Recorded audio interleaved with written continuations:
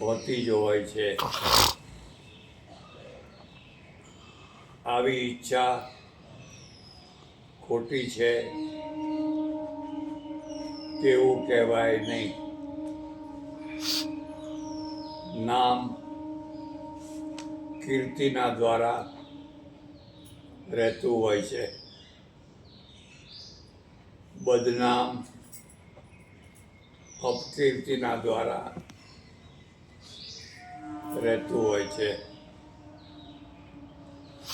કીર્તિ અને અપકીર્તિ બંનેના વચ્ચે માણસ જીવન જીવતો હોય છે. જેની કીર્તિ વધારે હોય તેનું નામ રહેતું હોય છે. એટલે તો આજે આપણે અશોકના શિલાલેખોના દ્વારા ઇતિહાસને સમજવાનો પ્રયત્ન કરીએ છીએ. કોઈ દાતા સારું દાન આપે અથવા ધર્મશાળા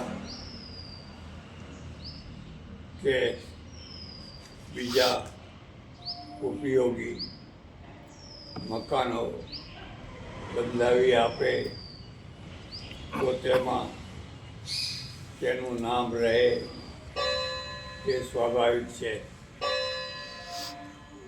તે રાખવું જ જોઈએ.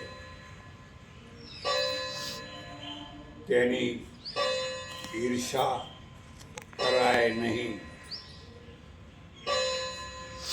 પણ કેટલીક વાર એવું પણ બનતું